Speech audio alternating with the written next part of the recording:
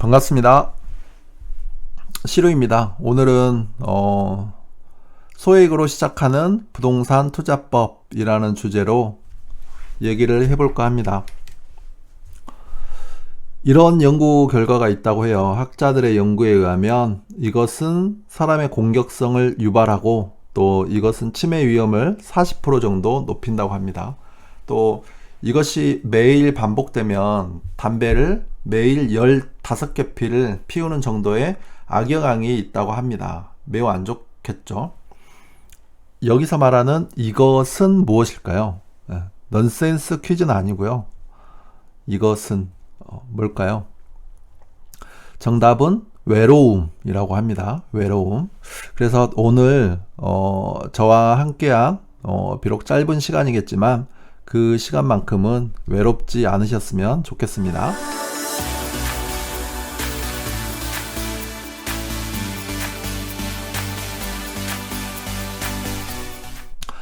저는 시루라고 합니다. 네이버에 시루의 소액투자연구소라고 검색을 하시면 제 블로그가 나옵니다. 저는 공대 출신 엔지니어예요. 엔지니어고 대학에서 전기공학을 전공했습니다. 그리고 부동산은 2005년부터 시작을 했습니다. 이제 그 신혼집 때문에 부동산에 관심을 갖게 됐습니다. 주택임대사업자고요. 부동산 매매법인, 농업회사 법인의 주주이기도 합니다.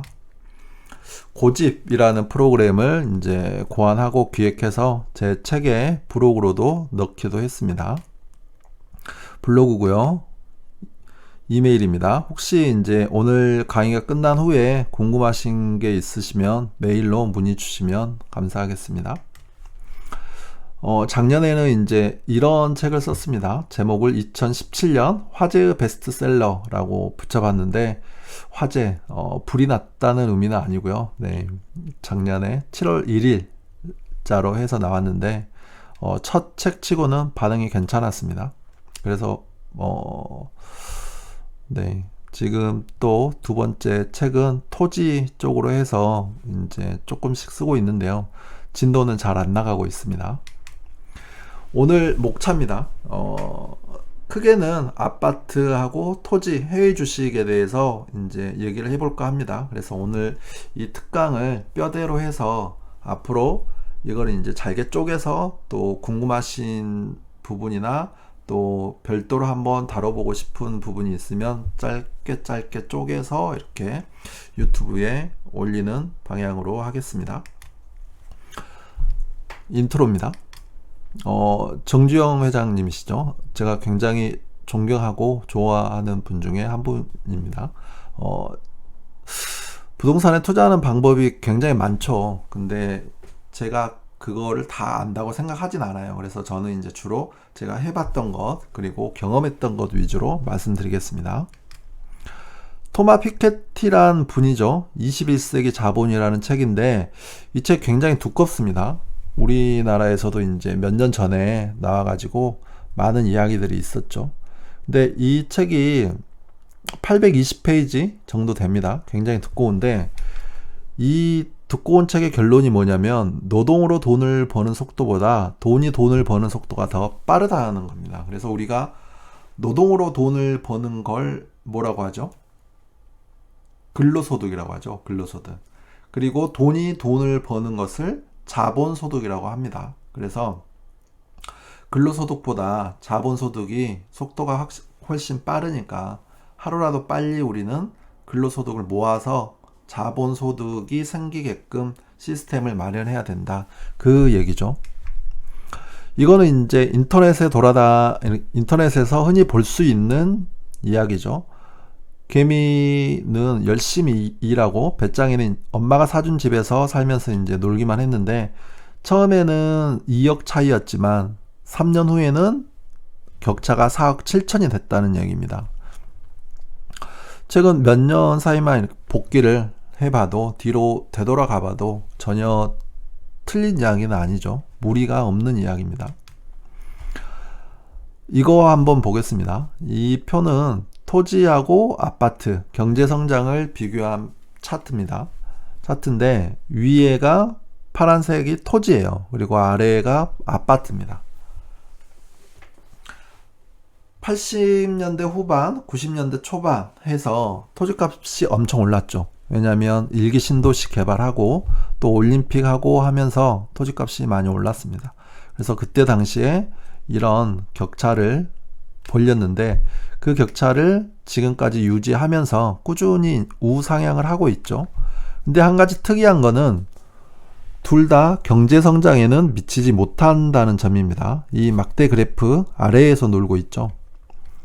근데 다음 차트를 보겠습니다. 이거는 물가하고 토지하고 아파트를 비교한 표입니다. 근데 토지하고 아파트는 전과 동일하죠.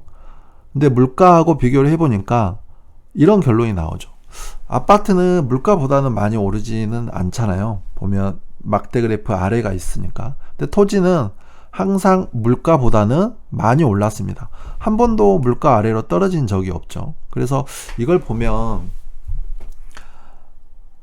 괜찮은 지역의 토지에 투자를 하는 건 최소한 물가보다는 많이 오른다. 이렇게 생각하시면 될 것 같아요. 근데 주변에서만 봐도 아파트 투자에는 좀 부정적이신 분들도 토지 투자에는 그래, 토지에 투자하면 손해는 안 봐. 이런 생각을 갖고 계신 분들이 은근 많습니다.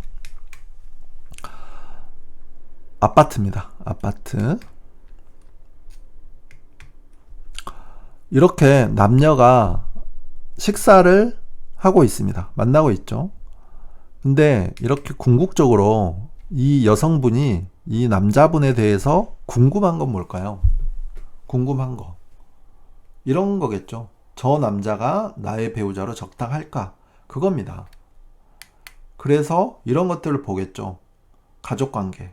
특히 누나들. 왜 누나들일까요? 지금은 누나여서 잘해주지만 나중에 결혼을 하면 뭘로 바뀌죠?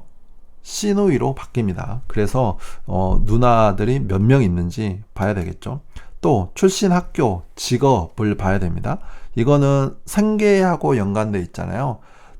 보통 보면 학교가 좋으면 직업이 좋잖아요. 비례하는 그 성향이 있습니다.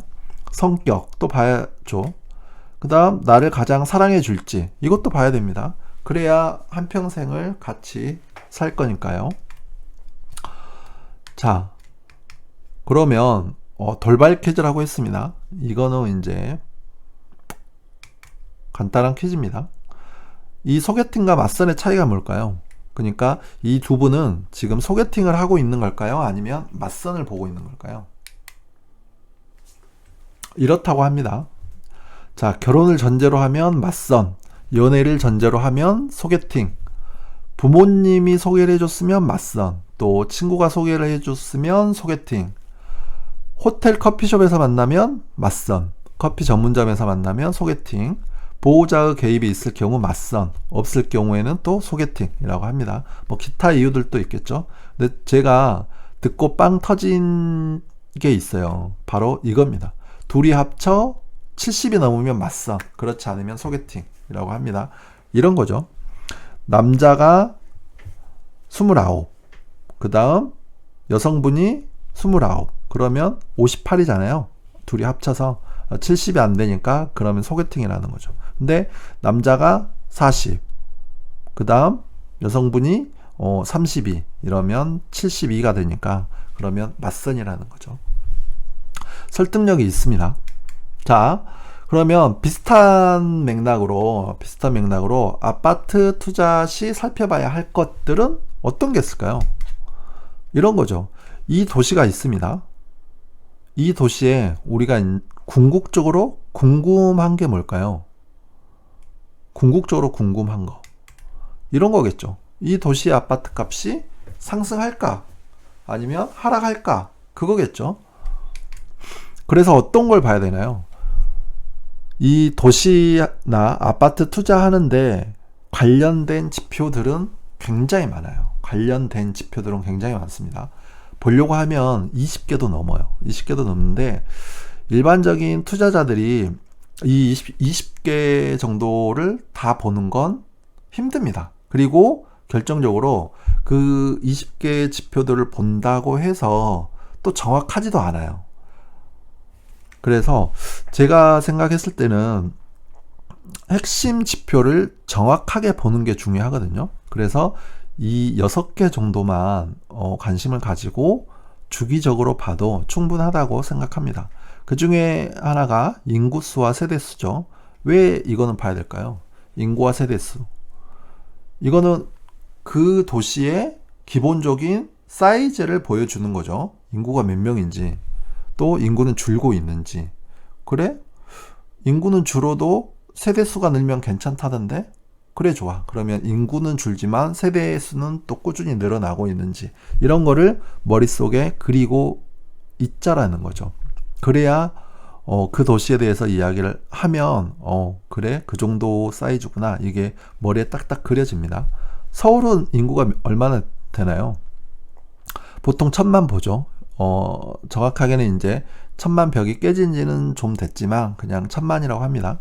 부산은 몇 명이나요? 인구가 350만 정도 됩니다. 대구는 250에서 260. 대전하고 대구는 150 정도 봅니다. 140 얼마인데 150만 정도 봅니다. 인천 300만 정도 보면 되는 거죠. 그 다음 매매 지수와 전세 지수. 투자를 하는 입장에서는 매매값과 전세값, 특히 이 추이는 굉장히 중요하죠. 어떻게 중요하나요? 보통은 매매값은 횡보하는데 전세값은 가파르게 상승할 때, 이럴 때를 이제 매수 타이밍으로 보는 거죠. 매매값 대비 전세값이 3배 정도 상승할 때, 이럴 때를 이제 주의 깊게 보셔야 되는 거죠. 입주 물량입니다. 아파트 가격에 영향을 주는 요소는 굉장히 많아요. 어떤 것들이 있을까요? 가령 정책, 그 다음 금리, 수급이라고 하는 입주 물량, 이런 것들이겠죠. 그 도시의 소득 수준, 경제 성장률, 이런 것들인데, 그 중에 비중 있는 2개가 정책하고 입주 물량입니다. 그래서 입주 물량을 꼭 살펴봐야 되죠. 미분양 현황, 이것도 마찬가지입니다. 그래서 이 6가지를 보는 게 중요한데, 이거를 다 하나씩 찾아보려면 힘들잖아요. 그래서 이제 제가 이런 프로그램을 만들었습니다. 이거는 이제 고집이라는 프로그램이에요. 책에 아이디와 비번이 있고, 그 아이디와 비번을 가지고 웹하드라는 사이트에 접속하시면 이 프로그램을 다운로드 받으실 수 있습니다. 그래서 이렇게 보면 이게 메인 화면인데요. 여기 중앙에 하단에 보시면 매매 증감, 전세 증감, 미분양 수, 미분양률이라고 표시된 게 보이시죠? 보이실 겁니다. 그러면 전체 돼 있고 수도권, 지방 이렇게 나눠져 있죠.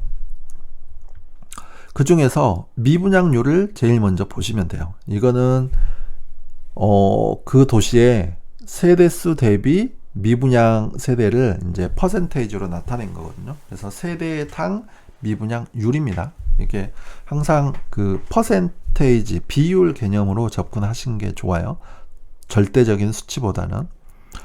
자, 그래서 미분양률을 보면 우리나라 전체가 0.28입니다. 그 다음 수도권은 0.16, 지방은 0.39예요. 그래서 이걸 기준으로 이 평균 값보다 높은 곳들은 일단 관심에서 좀 뒤로, 우선순위에서 뒤로 놔두셔도 된다라는 거죠. 그러면 우리나라에서 거의 절반 정도를 제낄 수 있습니다. 절반 정도를 걸러낼 수 있다라는 거죠. 근데 그런 것들은 평균보다 높은 것들은 이렇게 보시면 빨간색으로 표시가 되어 있어요. 이 도시 한번 볼까요? 가령 좌측 상단에 보시면 서울특별시, 경기도라고 보이는 곳이 있죠.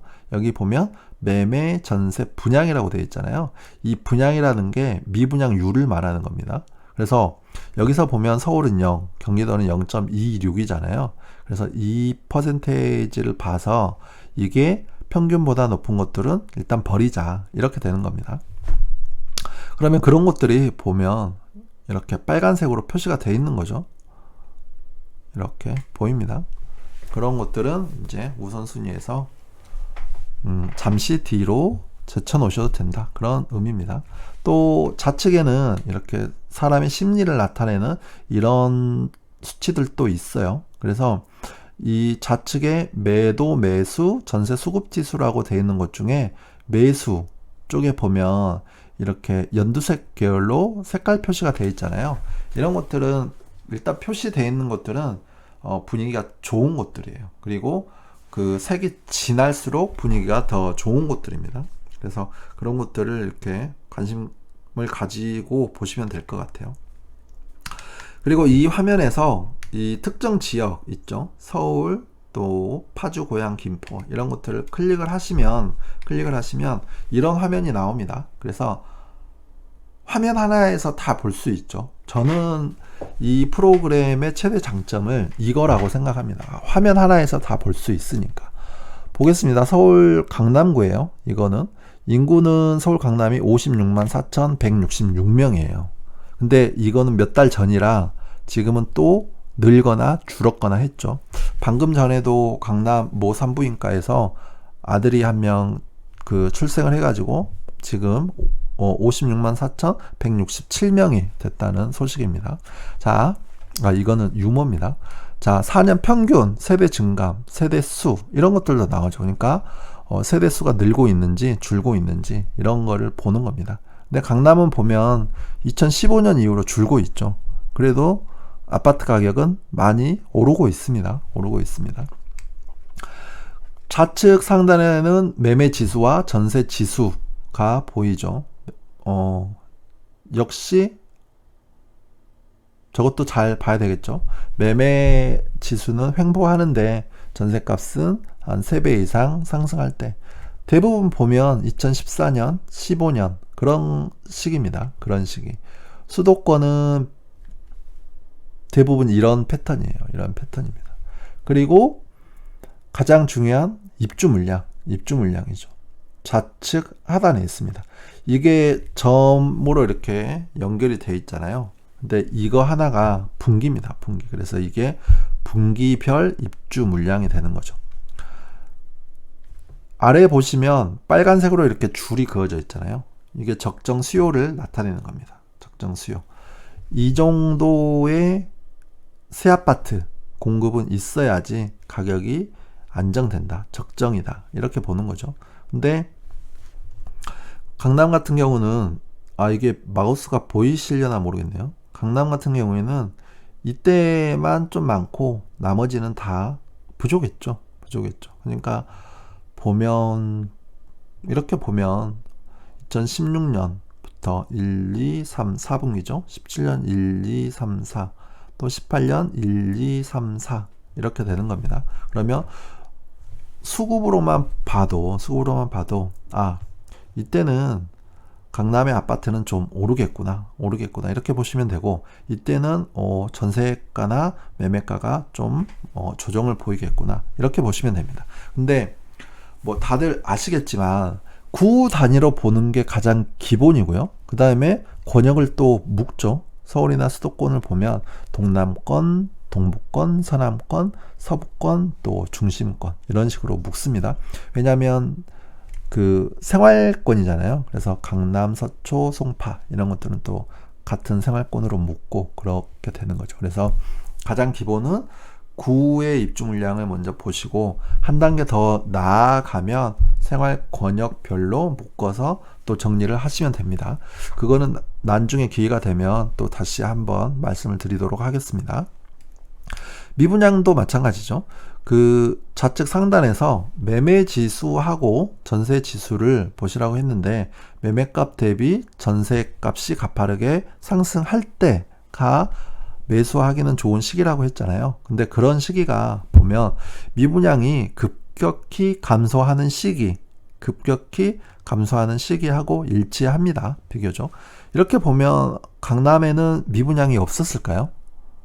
뭐 지금이야 없겠지만 몇 년 전만 해도 있었습니다. 강남도 미분양이 있던 시기가 있었죠. 그렇게 보면 재테크의 가장 기본은 순환한다라는 겁니다. 순환. 언제까지 오르고 계속 오르고 계속 하락하는 것은 없죠. 순환하는 겁니다. 역사는 반복하듯이. 자, 지역을 넣고 이렇게 검색을 하면 입주 물량도 여기서 확인이 돼요. 확인이 됩니다. 이거는 이제 저희가 그 데이터를 취합을 해서 하나씩 이제 입력을 해서 넣어 놓은 데이터입니다. 다른 것들은 KB나 이런 데 걸 가져다 쓰는 거죠. 근데 입주 물량은 정리를 해서 이렇게 제공을 하고 있습니다. 이거는 앞에서 말씀드린 매도 매수 전세 수급 지수를 나타내는 거죠. 이렇게 보면 매도 우위 이렇게 황색입니다. 그리고 매수 우위 이렇게 보면 연두색 계열이죠. 그래서 이게 올라가고 있는지 또 떨어지고 있는지 그런 거를 잘 보시면 되죠. 전세 수급도 마찬가지입니다. 이거는 이렇게 체크가 되어 있잖아요. 빼고 볼 수도 있어요. 전세 수급을 빼고 볼 수도 있습니다. 자, 그래서 수도권 흐름을 정리를 해 보겠습니다. 이런 거죠. 최근의 상승은 부산에서 가장 먼저 시작이 됐습니다. 2008년, 9년 이때죠. 그래서 부산에서 시작된 상승이 대구하고 광주를 거쳐서 2011년이죠. 2011년에 대구하고 광주가 갭 상승을 했죠. 그 다음 수도권 외곽까지 또 번지기 시작합니다. 수도권 외곽에 전세하고 매매가 차이가 좁은 것, 적은 것 이런 거죠. 수도권 외곽의 싼 아파트, 그 중에서도 매매가, 전세가 갭이 작은 아파트 위주로 상승했다. 2014년이죠. 그 다음 2015년이 되니까 서울이 오르기 시작했습니다. 그래서 점차 수도권 중심 서울로 들어가기 시작하죠. 15년, 16년입니다. 강남의 상승이 벽이 되어 다시 이제 반사되기 시작했죠. 17년, 18년입니다. 그러니까 외곽에서 서울 중심부로 먼저 가다가 서울 중심이 너무 많이 상승을 하니까 이게 다시 외곽으로 번져 나온다는 거죠. 우리가 그 저수지나 호수 바닷가에 이렇게 돌을 물결을 이렇게 일으키잖아요. 근데 저쪽에가 벽이 있어요. 벽이. 그러면 어떻게 되죠? 파도를 이렇게 일으키면 이 파도가 반사돼서 다시 나오잖아요. 그런 이치인 거죠. 자, 그래서 시세가 상승하면서 이제 자연스럽게 재건축, 재개발 시장이 열리게 되는 거죠. 왜냐하면 그 전까지는 이 재개발이나 재건축의 사업장이 이게 타산이 안 맞았는데 주변 집값이 올라가니까 사업성이 생기게 되는 거죠. 그래서 이제 멈췄던 구역들도 다시 진행을 하게 되고 그런 경우가 굉장히 많습니다. 그래서 이게 광명, 성남, 안양, 부천 다 서울 주변이죠. 이쪽까지 퍼지고 지금은 부천을 거쳐서 인천까지 가고 있는 상황이라고 보시면 될 것 같습니다. 그래서 여유가 있다면 서울의 중대형 이상 평형에 관심을 가지시는 게 좋고 또 여유가 없어도 또 비교적 소액이라면 경기도와 인천의 재개발 같은 곳들에 관심을 가지시는 것도 나쁘지 않습니다. 다주택자에 대한 세금과 대출을 극도로 규제하죠. 최근에도 9.13 대책으로 해서 또 규제를 엄청 합니다. 그래서 신중한 전략이 필요한 시기이기는 해요. 또 현재는 조정 장세이기도 하고요.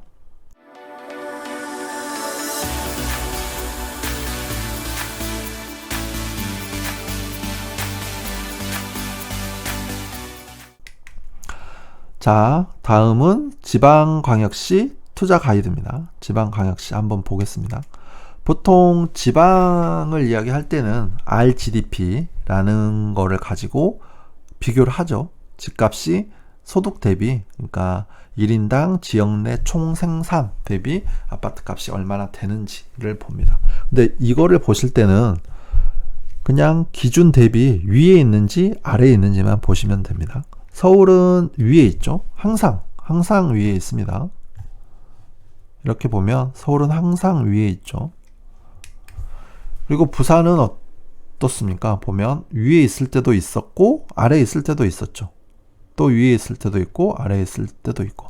그 재테크의 가장 기본적인 게 뭐라고 했죠? 순환한다라고 했죠. 오르고 내리고 오르고 내리고 그러면서 길게 한 20년 30년 이상 보면 우상향하는 거죠. 오르고 내리고를 반복하면서 우상향하는 겁니다. 대구도 마찬가지죠. 대구도 오르고 내리고 그럽니다. 인천도 비슷하죠. 대전도 비슷합니다. 울산도 마찬가지고요. 근데 광주는 좀 특이하죠.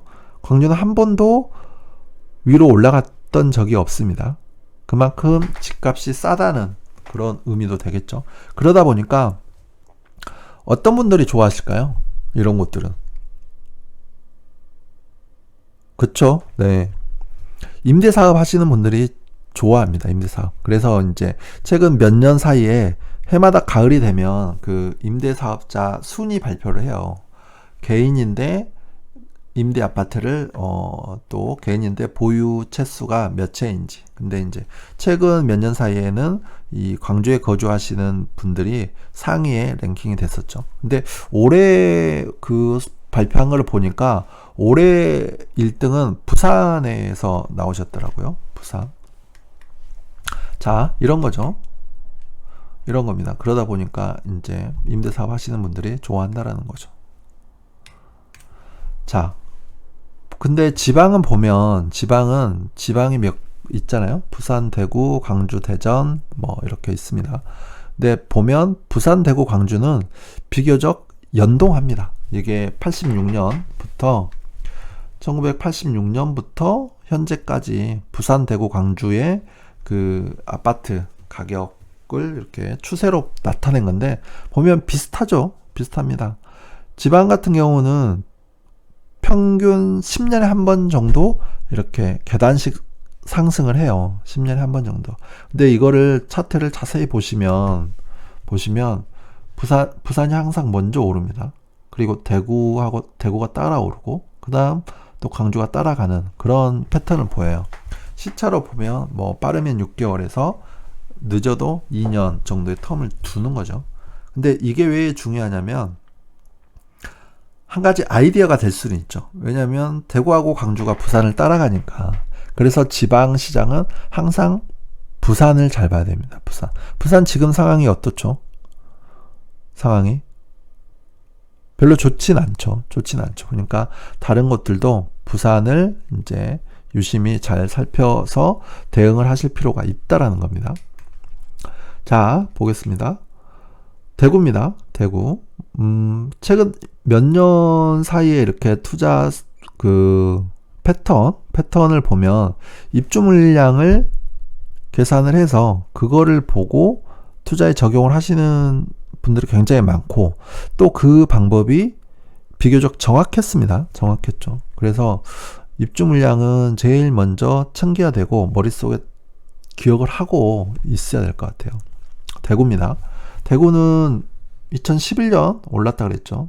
이제 2011년이 이게 적정 입주 물량인데요. 그거보다는 적잖아요. 거의 절반 정도인데 물론 이 해만 물량이 적어서 대구 집값이 오른 건 아니에요. 몇 년 동안 이렇게 뭐 공급이 많아가지고 미분양도 굉장히 많고 그랬거든요. 그러다가 이제 2011년부터 올랐는데 이렇게 보면 11, 12, 13, 14, 뭐 15까지는 괜찮다고 보는 거죠. 이렇게 다 부족했잖아요. 그러다 보니까 대구는 거의 한 5년 정도 엄청 올랐습니다. 근데 특이한 게 뭐냐면 이 많이 오른 기간 동안에 대구 인구는 또 줄었어요. 인구는 줄었습니다. 그러니까 인구가 주는데 왜 집값이 왜 오르냐 이런 건 또 안 맞아요. 대구만 봐도 그렇습니다. 근데 2016, 17년은 물량이 굉장히 많잖아요. 적정 수요 대비 좀 2배, 17년은 2배 정도 됐고요. 16년이 2배 정도 됐고요. 17년은 뭐 한 7, 80% 정도 더 많은 거죠. 그러다 보니까 대구 시장이 그렇게 좋진 않았어요. 근데 또 18년 적정해지고 19년 또 줄어드니까 또 분위기가 괜찮아지는 거죠. 그런 겁니다. 이거를 86년부터 입주 물량하고 이렇게 아파트값 지수 형태로 보면 이런 상관관계를 보인다는 겁니다. 대전도 보겠습니다. 대전은 보면 비교적 적죠. 부족합니다. 2014년, 11년만 좀 많았고요. 항상 부족했죠. 근데 아파트 가격은 보면 2012년부터 계속 횡보했죠. 왜냐하면 옆에 세종 때문에 그렇습니다. 그래서 대전은 항상 세종하고 대전을 묶어서 봐야 됩니다. 이제 같은 생활권 또는 영향을 주고받는 지역이기 때문에 그런 거죠. 세종에 전입하는 분들의 한 40% 이상이 다 대전에서 오시는 분들입니다. 이거 역시 86년부터 2020년까지 이렇게 물량이고요. 그 다음 아파트값 이렇게 상관관계를 나타낸 거죠. 광주입니다. 광주도 보면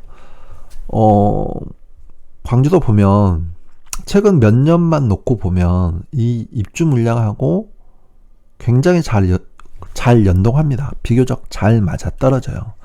올해 집값이 굉장히 많이 올랐죠. 그래서 뭐 뉴스에도 나올 만큼 많이 상승했는데 광주 모든 지역이 또 다 그런 건 아닙니다. 일부 지역에서만 그래요. 근데 그런 이유 중에 하나가 이 입주 물량이 올해 좀 부족합니다.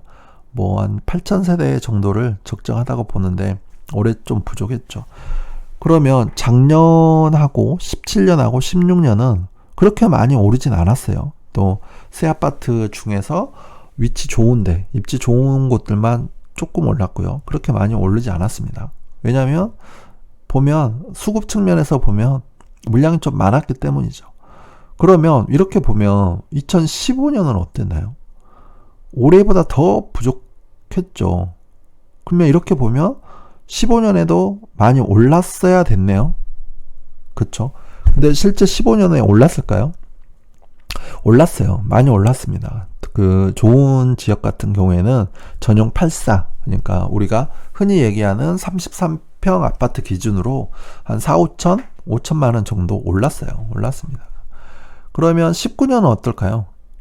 19년은 좀 많죠. 보면 17, 16년보다 19년이 좀 더 많습니다. 그러니까 내년 되면 좀 조정을 보이겠구나. 그렇게 볼 수 있는 거죠. 그리고 2020년이 되면 뭐 좀 더 19년보다는 나아지겠네. 이 정도로 보시면 됩니다. 이거 역시 마찬가지죠. 서울이고요. 서울은 보면 항상 부족하죠. 항상 부족합니다. 여기 회색 선이 적정선을 나타내는 건데 그거보다 항상 이렇게 부족했죠. 근데 그렇게 보더라도 18, 19년은 좀 많았죠. 수도권입니다. 이거는 이제 수도권 전체를 놓는 거고요. 이것도 마찬가지입니다. 2018년이 수도권이 제일 많았고요. 19년은 줄어들고 20년은 점차 더 줄어들고 그런 거죠. 이거는 전국 아파트 매매 평당 시세입니다. KB에서 가져왔습니다. KB. 2018년 4월 기준이에요. 그러니까 서울은 올해 4월 기준으로 평당가가 이제 2,365만 원입니다. 서울, 그 다음 제주. 특이하죠. 그러니까 이렇게 보면 1등하고 2등 차이가 거의 2배 정도 차이가 나는 겁니다. 서울이 2,300, 제주가 1,100, 경기도가 1,000 이렇게 되는 거죠. 제일 싼 곳이 전남하고 경북이죠. 전남하고 경북입니다. 이랬던 것들이 광역시 한번 볼까요? 지방광역시에서는 부산이 있죠. 그 다음 대구가 있습니다. 대구. 그 다음 대전이 745만원, 광주가 698만원 이런 순이었죠. 그러니까 부산, 대구, 대전, 광주 이런 순이었습니다. 부산, 대구, 대전, 광주 이렇게 됐죠. 근데 7월이 되니까 제주는 사라졌죠. 제주는 사라졌고 서울하고 2등으로 이제 경기도가 치고 올라왔죠. 그 다음 부산하고 대구가 더 올라갔습니다. 그 다음 광주가 대전보다 더 비싸졌죠. 평당 5만원이 더 비싸졌습니다. 그러니까 7월에 광주가 대전을 넘어선 거죠. 9월입니다. 9월 기준으로 보면 부산, 대구는 또 비슷하고요. 광주 대전이 격차가 좀 더 벌어졌죠. 이제 17만원, 평당 17만원이 됐고, 차이가 광주는 900만원을 넘어섰습니다. 부산은 이제 조금씩 떨어지고 있는 추세고, 대구는 또 올라가고 있는 추세니까 격차는 더 줄어들겠죠. 근데 이제 이게 앞으로 또 많이 이렇게 바뀔 수도 있죠. 지금 대전 또 좋잖아요. 그러니까 대전이 또 위로 올라갈 수도 있고, 대구가 부산을 넘어설 수도 있고, 뭐 가정이긴 하지만 그럴 수도 있겠죠, 보면. 근데 상식적으로 보면 부산은 인구가 350만이에요. 그리고 우리나라에서 두 번째로 큰 도시잖아요. 근데 부산이 대구보다 싸면 될까요? 그러니까 대구 집값이 부산보다 더 비싸면 될까요? 그러진 않겠죠. 뭐 일부 지역에서는 그럴 수는 있겠지만 전체적으로 보면 그러면 안 될 것 같기는 해요. 그래서 이런 것들, 그러니까 인구 세대 이런 것들을 봐서 서로 비교를 해보면 어느 정도 예측 또는 예상을 해볼 수는 있습니다. 자, 이런 거죠. 대형, 중대형, 또 중위 매매가, 평균 매매가 이렇게 되어 있습니다. 부산하고 대구하고 광주만 비교를 해봤습니다. 4월 기준이죠. 근데 보면 4월에도 대형은 대구가 더 비쌌어요. 그렇죠. 대형은 7억 5천입니다. 부산은 5억 4천, 광주는 4억 6천 이렇게 되죠. 또 7월 기준으로 하면 대구는 이제 더 올랐죠. 7억 5천에서 7억 9천이 됐죠. 부산은 5억 4천에서 5억 3천이 됐습니다. 이제 떨어지고 있는 거죠. 그 이유 중에 하나가 뭐냐면 부산 물량이 많아요. 입주 물량이 많습니다. 괜찮은 아파트들이 계속 이렇게 나오는 거죠. 공급이 되는 거죠. 그 다음 광주는 4억 6천에서 4억 9천이 됐죠. 이게 이제 9월이 되면 5억 5억이 넘어갑니다. 대구는 8억이 넘어가고요. 부산은 이제 줄었죠. 5억 3천 945만 원인데 조금 약간 줄었습니다. 자, 그래서 지방광역시 정리를 한번 해보겠습니다. 부산은 한풀 꺾였죠. 그 이유가 공급이 많기 때문이죠. 공급이 많습니다. 그래서 이렇게 보면 부산의 조정지역들이 있잖아요. 그런 곳들을 해제를 해도 될 것 같기는 해요. 이제 부산 상황을 보면. 근데 지금 해제를 하면 또 투자 수요가 유입이 돼서 또 많이 올라갈까봐 이제 그런 것 때문에 쉽게 해제하기는 이제 힘들겠지만 상황으로만 보면 그렇습니다. 세종, 대전, 대구, 광주는 관심을 가져야 한다는 거죠. 세종 물량은 올해가 가장 많고 내년부터 이제 차츰 줄어들기 때문에 그렇습니다. 그래서 실제로 보면 지금도 그렇고 한두 달 전만 봐도 대전이 뭐 분위기가 많이 좋았죠. 그래서 지금 나오는 기사들을 보면 대전의 규제를 검토하고 있다. 이런 기사들이 또 나오고 있습니다. 대전은 계속 부족합니다. 옆에 세종도 줄어드니 이제 분위기는 좋은 거죠. 단 전세는 맞추는 거는 이제 신경 써야 합니다. 투자금은 더 들지만 전세기 물건을 사는 것도 좋아요. 왜냐면 이렇게 투자 수요가 많이 유입이 되면 전세 물건이 많이 나오잖아요. 그러니까 투자 수요라는 건 자기가 들어가서 사는 게 아니잖아요. 그러면 전세나 월세를 줘야 되는데 그러면 임대, 그러니까 전세나 월세 물건들이 많이 풀리게 되죠. 그렇다 보면 전세가도 조금 떨어지고 맞추는 기간도 길어지고 그렇게 되는 거잖아요. 그래서 그런 스트레스를 줄이려면 투자금은 조금 더 들지만 이제 전세가 끼어 있는 물건, 만기가 한 1년 이상 남은 것들, 그런 것들도 나쁘지 않죠.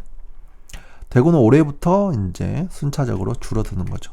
광주는 올해만 부족하죠. 내년에는 이제 다시 많아지니까 내년이 되면 올해보다는 조금 조정을 거칠 확률이 많다. 그런 겁니다. 그래서 이제 항상 보면 파실 분들은 올해 파는 게 좋고 사실 분들은 내년에 사는 게 좋고 그렇게 보여요.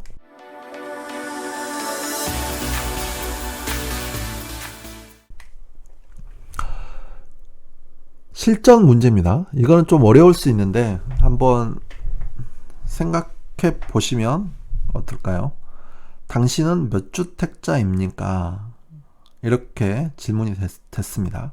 근데 요즘 그 정책이나 규제 때문에 모든 것들이 다 복잡해졌습니다. 그래서 문제는 몇 주택자입니까? 인데 이게 어떨 때를 얘기를 하냐면 양도소득세 계산할 때예요. 근데 그 주택수를 계산하는 게 청약할 때는 또 다릅니다. 청약할 때는 전에는 분양권은 주택수를 안 봤죠. 어떨 때? 청약할 때. 근데 지금은 이제 앞으로는 분양권도 주택수로 본다라는 거잖아요. 본다라는 것. 근데 지금 질문은 뭐냐면 양도소득세를 계산할 때 몇 주택자인지를 묻는 겁니다. 이렇게 있죠. 투기지역 내에 조합원 입주권, 그리고 분양권, 장기임대주택, 거주주택, 자기가 살고 있는 주택이죠. 이렇게 있을 때 몇 주택자일까요?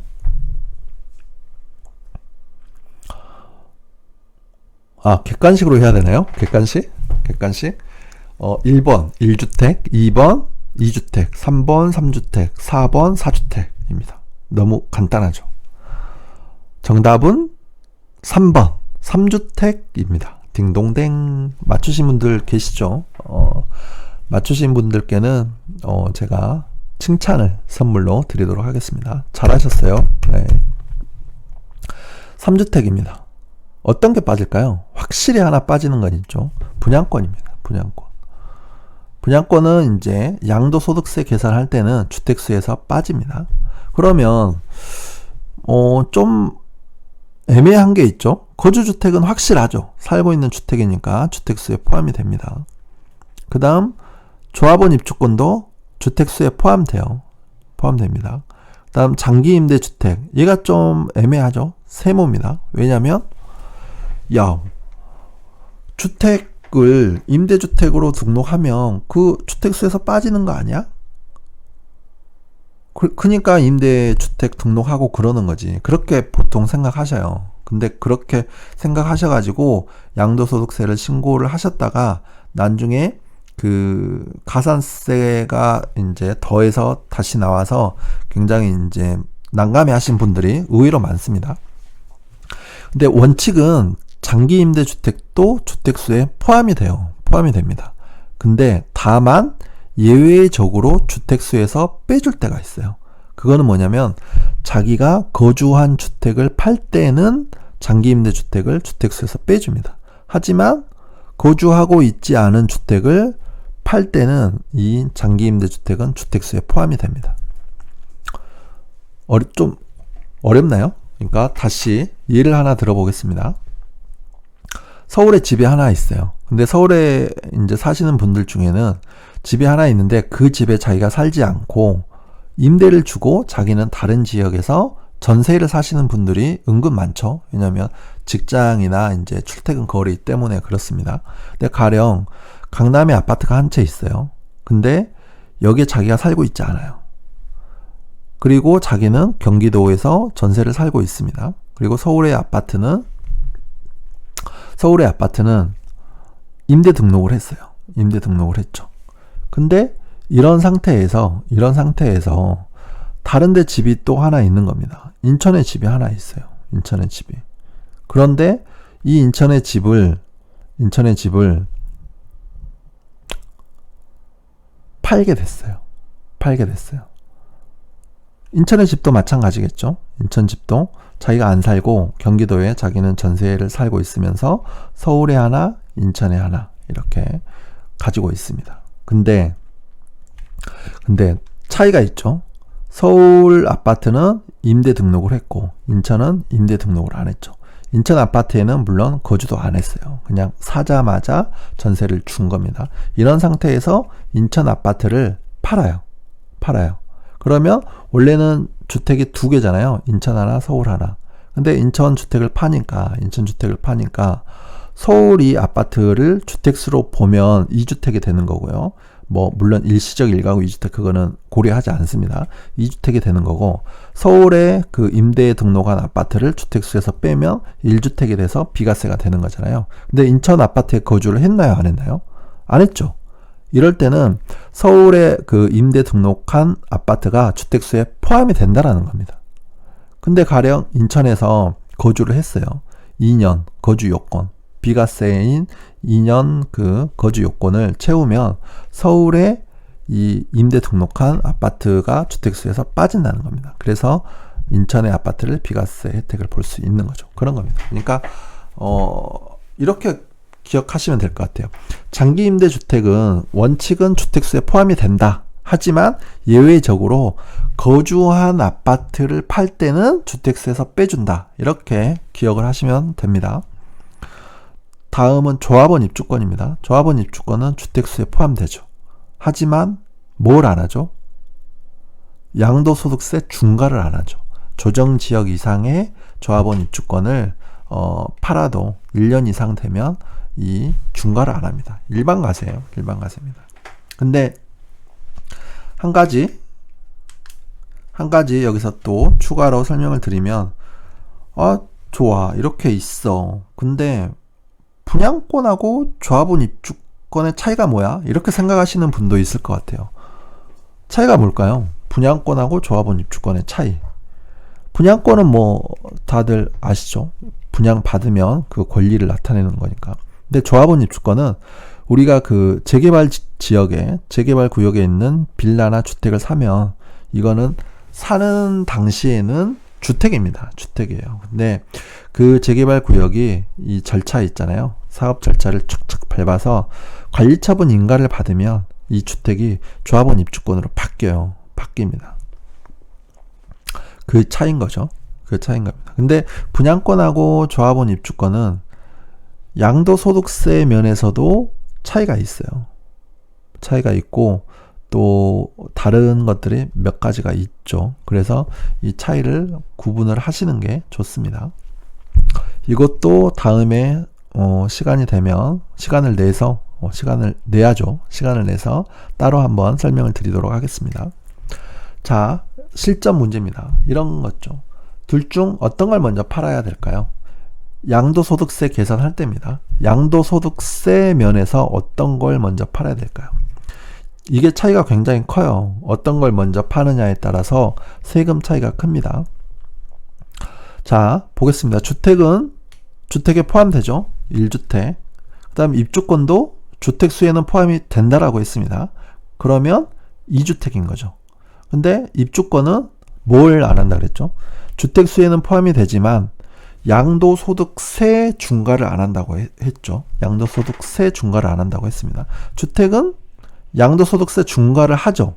2주택이면 추가 10%, 3주택 이상이면 추가 20% 중과를 하는 거죠.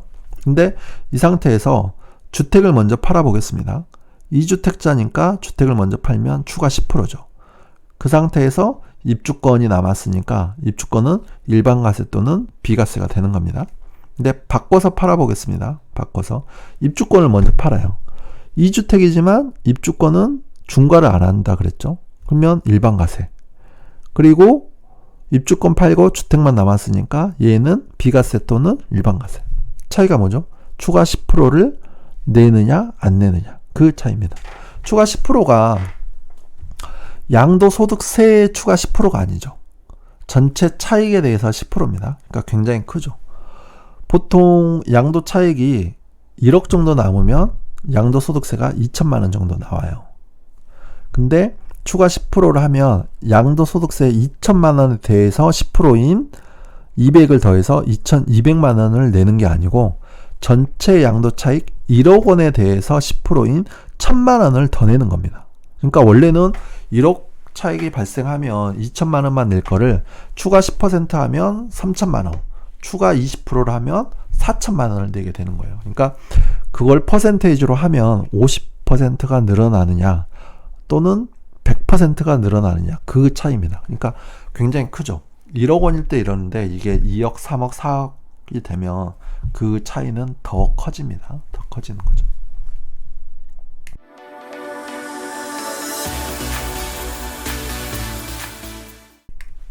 자, 그래서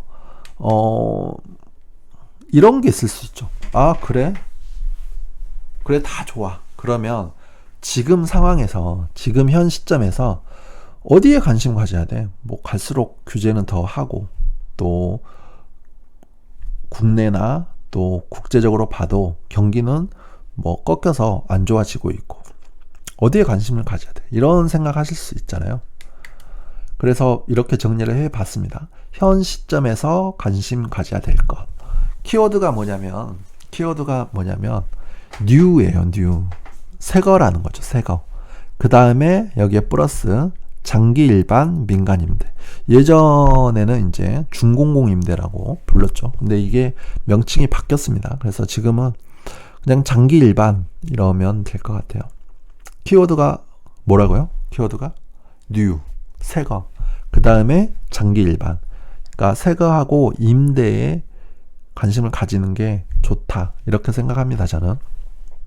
현재 부동산 시장의 트렌드는 new다. 맞죠? 새겁니다. 그래서 새것과 관련이 있는 뭐가 있죠? 분양권. 새거잖아요. 다 지으면 새 아파트에 입주하는 겁니다. 재개발. 지금은 허름한 주택이나 빌라지만 나중에 지어지면 입주하죠. 그 다음 신축. 신축은 보통 이제 입주한 지 5년 이내에 새 아파트를 이제 이야기하죠. 이런 것들에 관심 가져야 된다. 그런 겁니다. 여기에 장기 일반 민간 임대. 임대죠. 중공공에도 관심 가져야 된다. 왜일까요? 왜냐하면 세금 혜택하고 기금 대출이 가능해요. 기금 대출이 가능합니다. 그래서 관심 가져야 되죠.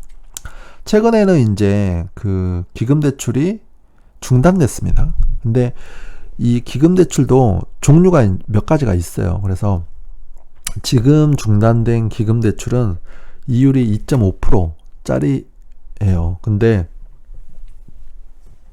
지금도 그 집주인 융자형, 좀 더 정확하게 하면 융자형 집주인 민간 임대를 할 수 있는 그 기금 대출은 지금도 가능합니다. 그러니까 집주인 융자형만 지금 가능한 거예요. 자, 이거는 알고 계시면 좋을 것 같아요. 중공공 임대 요건입니다. 출처는 트웨이스님의 부동산 절세 기술이라는 책에서 가져왔습니다. 저한테도 있어요. 보내주셔가지고 저한테도 있는데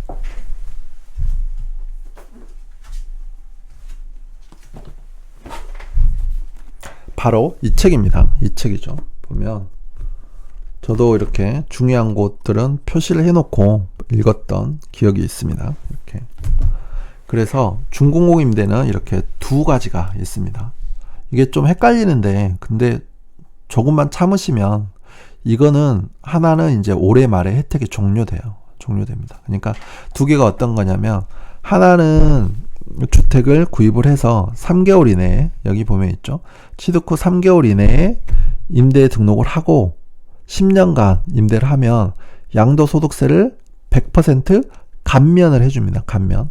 비과세는 아니에요. 감면을 해줘요. 여기 나와 있죠. 감면을 해줍니다. 대신 농특세 20%는 부담을 합니다. 농특세 20%는.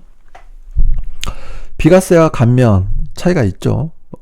비과세는 아예 농특세도 안 내는 거고 감면은 원래는 세금을 내야 하지만 일정 요건을 갖추면 감면을 해주는 겁니다. 자, 취득 후 3개월 이내에 해서 10년 임대하면 양도소득세 100% 감면, 단 농특세는 20% 부담. 이게 언제까지냐? 2018년 말에 끝나요. 얼마 안 남았죠. 뭐 한 달 반 정도 남았습니다. 그래서 이제